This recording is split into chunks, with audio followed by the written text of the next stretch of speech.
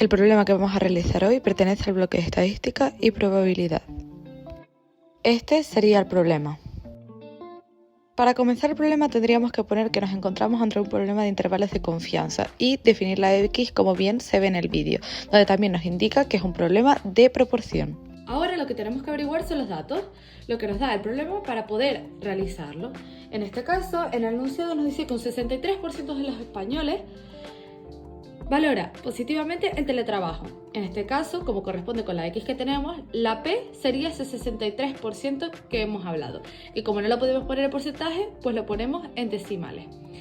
Después, con este dato, podemos averiguar la Q, que la Q es lo contrario. Por lo tanto, aquellos españoles que valoran negativamente el teletrabajo. Se realizaría la resta de 1 menos 0,63, que daría el resultado de 0,37.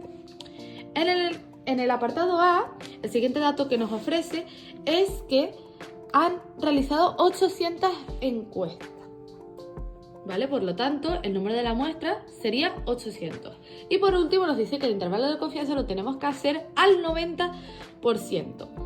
Bien, como no se puede poner en porcentaje igual que la P, pues tenemos que hacer esta operación siguiendo cada uno de los pasos que observamos en la pizarra, donde como podéis observar nos lleva a la tabla normal 0,1, que cogeremos los números como bien nos indica a la derecha.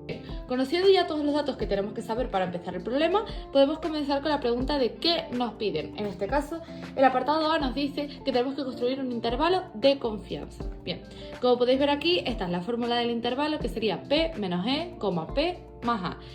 En este caso, la P ya la conocemos de antes que la habíamos puesto, pues la ponemos, que es 0,63. Lo único que nos falta es la E. Entonces, para ello, ponemos esta fórmula, que es la que puse al principio del vídeo, que la podemos volver a ver en el principio. Bien, lo único que tenemos que hacer es sustituir, porque ya tenemos todos estos datos que recopilamos en un principio. Sería el Z alfa medio que lo calculamos antes, P por Q y N. El resultado de la E sería 0,0298. Bien, por tanto, lo único que nos queda es sustituir en esta fórmula. Lo mismo, 0,63 menos este resultado y 0,63 más este resultado. Y este sería el resultado final del intervalo. Por tanto, el intervalo de confianza al 90% es de 0,6002 y 0,6598. Bien, pasamos con el apartado B. Este nos dice que utilizando el valor publicado por el periódico como estimación inicial de dicha proporción, ¿a cuántas personas habría que encuestar para estimar la proporción de españoles que valoran positivamente el trabajo? Con un error del 1% y con un nivel de confianza del 88%. Bien, para saber lo que tenemos que calcular aquí, nos tenemos que ir nada más que al principio de la frase, que nos pregunta a cuántas personas habría que encuestar para estimar la proporción de españoles que valoran positivamente el trabajo.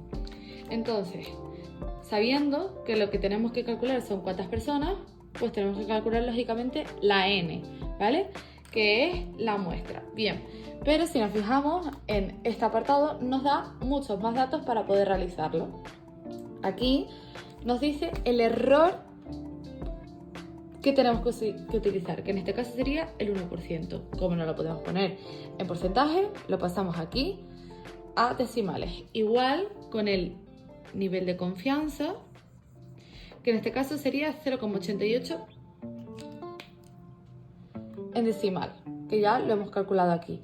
Y lo siguiente que tenemos que hacer es lo mismo que hicimos en el anterior, calcular el Z alfa medio como expliqué anteriormente, que en este caso nos da 1,555. Comenzamos el apartado exactamente igual que el otro. ¿Qué nos piden? La N. Para ello tenemos que utilizar la fórmula que nos pedían al principio. Por lo tanto, tenemos que sustituir con todos los datos que recopilamos anteriormente: 0,01, 1,555, la P, la Q y la N.